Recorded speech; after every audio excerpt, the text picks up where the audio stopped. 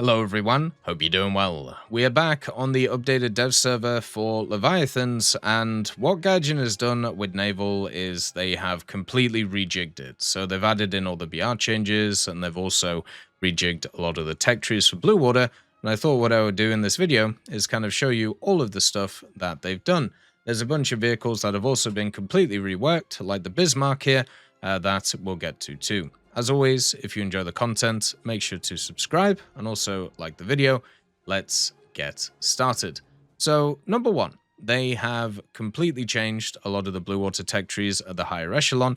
They've also fixed it when it comes to the way that you actually grind through into the next stage of Battleship. So what I'm going to do is I'm just going to show you all of the different Blue Water fleet trees now, because they have just moved around a lot of stuff in many of them. So it's much better just to kind of show you what they look like in terms of where the new vehicles are coming, in terms of what the old stuff also looks like, because so many things are being moved around, especially after all of the BR changes that they've been brought in. Certain things are getting grouped together, other things are getting moved apart, so generally it's just all over the place. I don't really understand how rank 6 is going to work for the Russians, for example, since you need to research 4 vehicles, but there's only 3 in the damn tech tree, but who knows?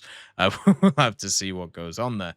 But yeah, so this obviously isn't final, but they have brought in and implemented a lot of the BR changes, which is kind of fun, and also changed around a lot of these stuff. Talking about BR changes, for the new vehicles, the Roma has been changed, but also they've changed its ammunition, so that is also kind of a little bit different, which is pretty fun. They've also grouped a few vehicles together, making it easier to actually research them across the board, which is pretty cool. So at least that is something that's existing. But you can see here the Roma is now 8.3 instead of it being 8.0. What they've also done as well is, because a lot of these vehicles BRs have been shifted in terms of, the matchmaking that they have, such as, the Dunkirk going to 7.0, the Strasbourg 7.3, and so forth.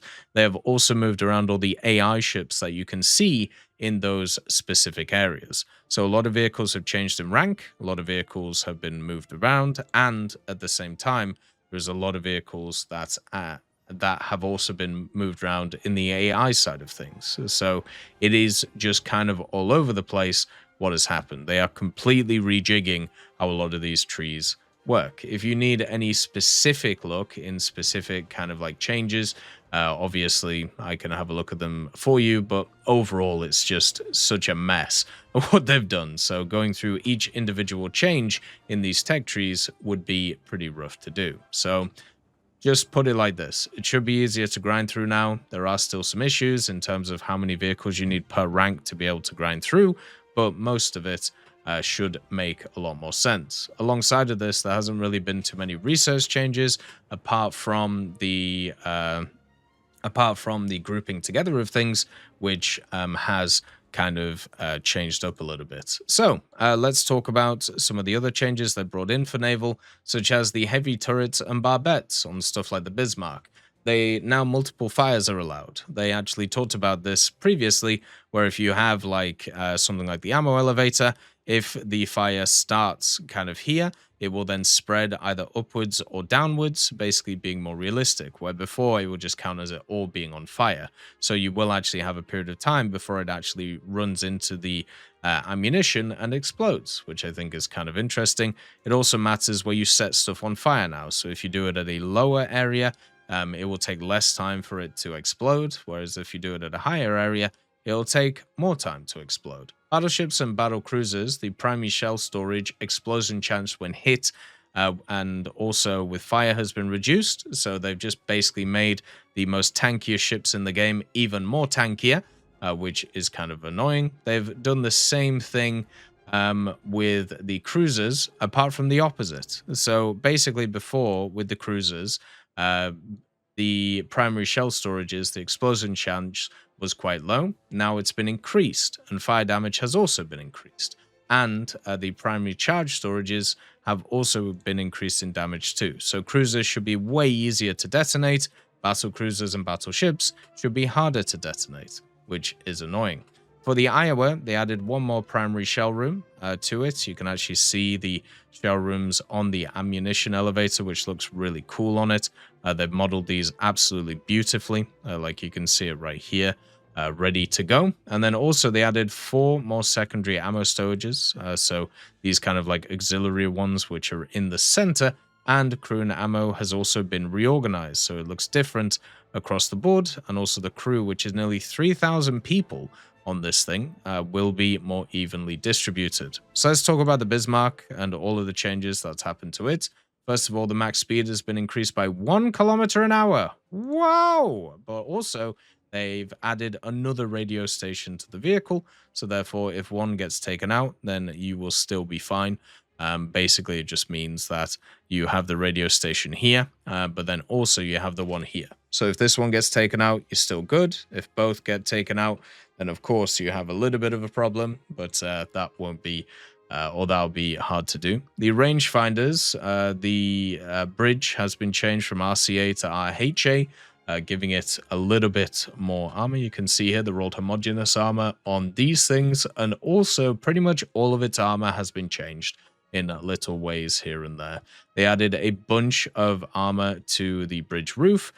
They also added pretty much all of the standard armor around it. So if you're actually looking for kind of like a proper look at what the Bismarck's armor is going to be in the game, this is more what it is. Like they really went ham when it comes to actually modeling this. You can see all the little individual pieces that they've actually done.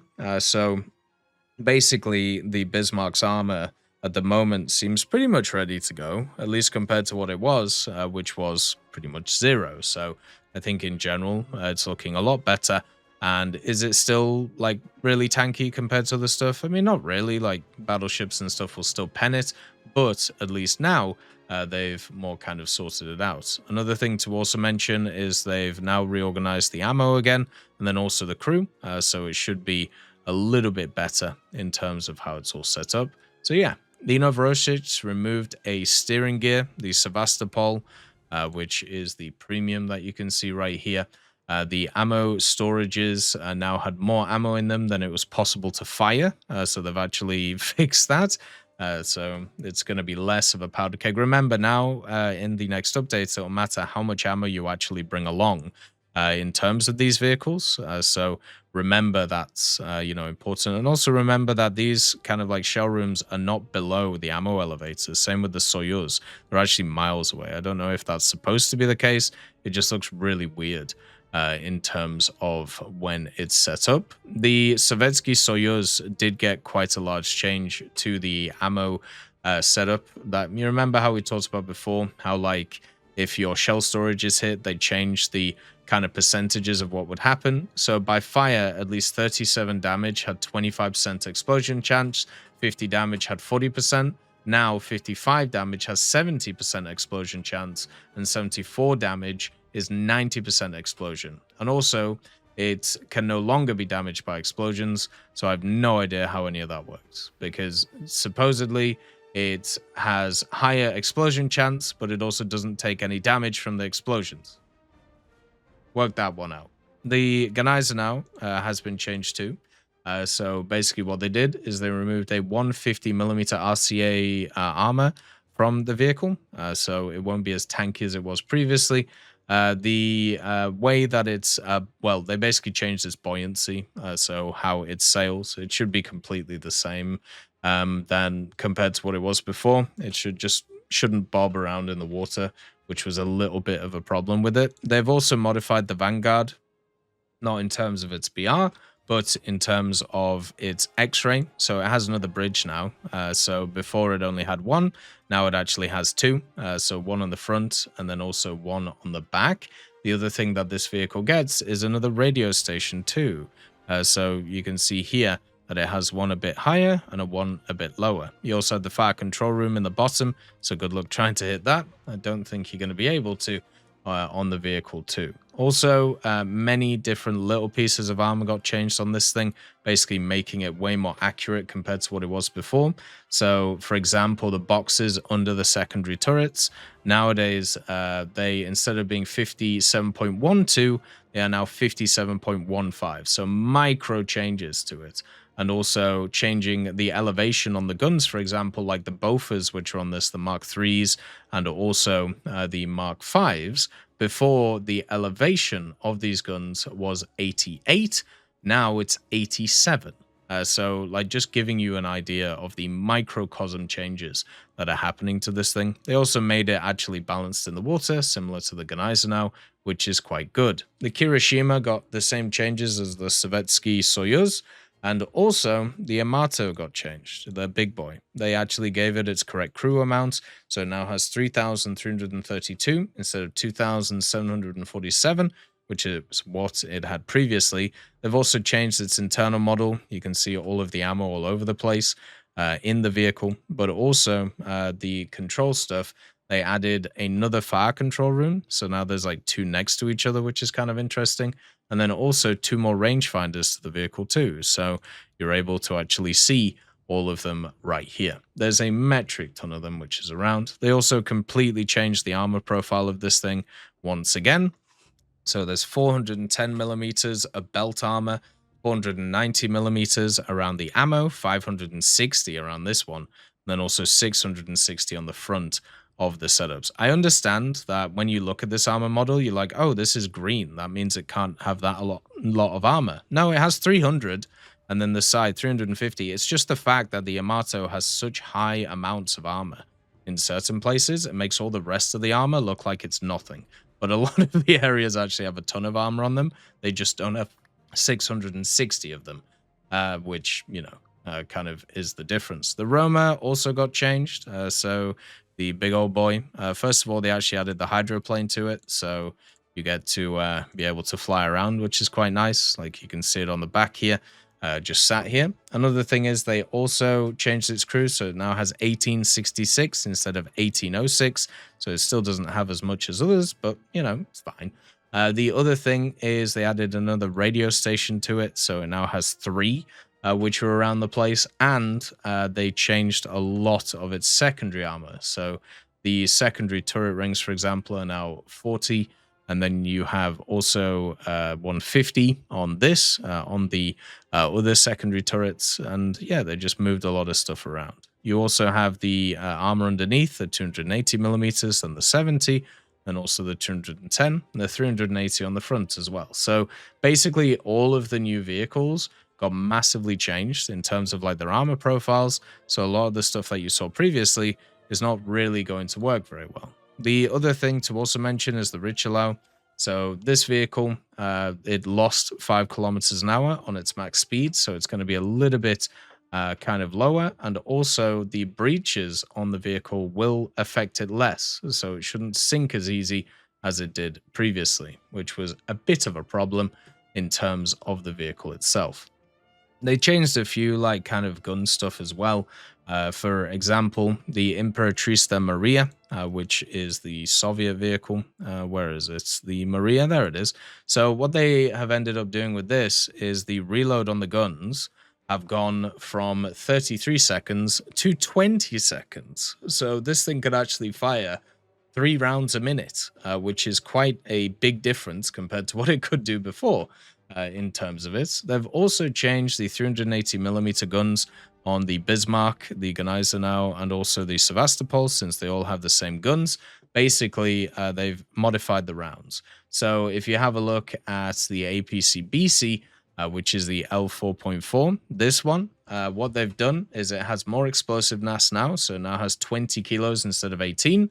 The penetration of the explosive has gone up by 0.2 millimeters, and the KE penetration has actually decreased, which is kind of surprising, but it still is completely fine.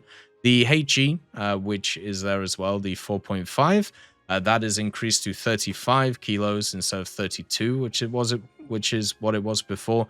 The other HE has actually decreased its explosive mass by 2 kilos, and then also the HETF has followed suit. So those are the changes to those.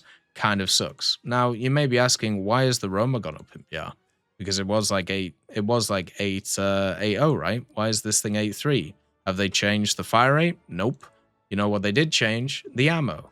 So the APC-BC on this thing now pens up to 901 millimeters. So it used to pen 820 millimeters. Now it pens 901. So this round will just go through anything. Like it's insane to think about. Obviously, the penetration drops off with time, but still, that's just pretty nuts. They've also affected the Iowa. So the Iowa's guns have also been changed. So the fuse delay has been changed on the APC-BC. So instead of it being 0.033, it is now 0.035. Whether that's going to make a big difference or not, I highly doubt it. But yeah, it's pretty nuts that that has kind of gone on. They've also changed the displacement of the vehicles, the Richelieu, the Roma, and the Renown, and also the stat card for the Bismarck now shows better values compared to what it should have done previously. That's pretty much all of the changes in terms of these things. One of the things I should say, though, I don't know if they've added them, though. They did add some camos for the coastal stuff, or at least they said that they were going to. You can see that this one has just like 1 million of them now. So looks like they are going to continue to do that. And it looks like bricks. We'll probably talk about that in a future setup. But right now, it's best just to kind of leave it be and move from there. There isn't a loading screen for the naval side of things, which kind of sucks. Hopefully we get one for the Bismarck, or hopefully we get one for the Iowa, or even some of the other ones. It would be nice to see. But right now, that doesn't exist. As always, I hope you have a wonderful day. I'll see you next time. I'd just like to thank GMG Smiley, CD Beans, Chieftain Mike, EMN3 Galaxy, Tulio Pontecorvo, Brendan Quinn, Carrion Crow, Gus Irenicus, Pyman, War Thunder, Teddy, Daniel Stanton, Martinez, B. Young, Ozzy Panzer, Alan Hacker, Liam Shear, Opium Prime, Lafouche, Sem Aslan, Uncle Bean, and Derek R. for supporting the channel.